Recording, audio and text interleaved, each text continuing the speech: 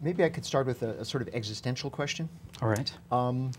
Which is, how do you define yourself, right? You're here, in a sense, in a series that features journalists. You have training in journalism. You can certainly fit into that box, but of course you're also a cartoonist, somebody who works in the graphic arts. How, if you had to define yourself, might you? And those aren't the only choices, of course. Right.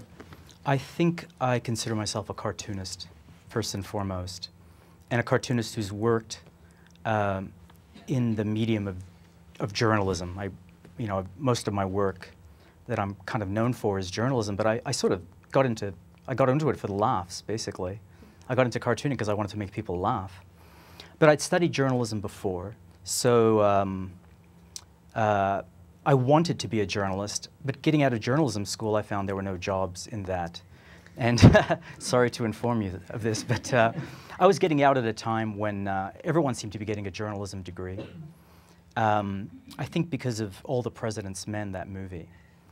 And for the life of me, I couldn't get a journalism job. And when I finally did, it was like with an association magazine or a city paper that was really advertiser-driven. And it wasn't what I wanted to do with my life. And it was sad, but I thought, I just want to get back into something that feels that I'm producing something creative, and that's how I got into cartooning. And then journalism sort of came about because I was still interested in all the things you would be interested in if you're studying journalism. And so my first trip to the Middle East was, I was already working as a cartoonist at that point, but I thought I should do a comic series about what I was seeing. I didn't want to go as a voyeur. And I developed this sort of comics journalism, but there was no theory behind it.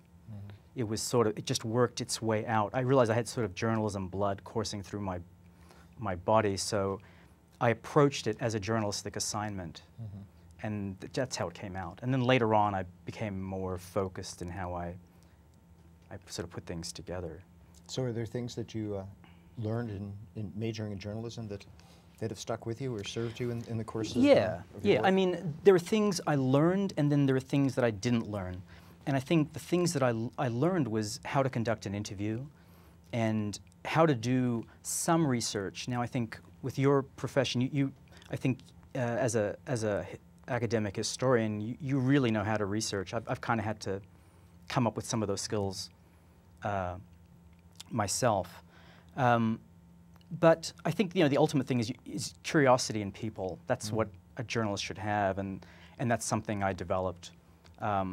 But I think writing hard news was a good thing. What I didn't get from journalism school was a sense of go out there and do something interesting. It was more like, well, what the market requires is, you wrote this article, but where would that fit in? What magazine would that be in? I mean, the professors sort of approached it from what the market would take, which to me was the wrong signal to give in journalism school. I wanted to be told you can do something with this, and yeah, maybe you'll fail, but try it, give it a shot. Well, you've ended up inventing a genre, sort of, right? That's what I'm told. Yes, well, so. I think that's reality. You said you sort of wanted to make people laugh, and yet you seem attracted to conflict zones. I think it's fair to say. I know there's other work, but a good chunk of your work is about tracing, in a sense, or looking right in the face of some of the most terrible things that human beings can do to other human beings. Right, and the thing about doing comics is it takes a long time to do. I mean, my last book took me almost 7 years to do. And so you have about 2 or 3 of those books in a row, and suddenly that's what you're known for.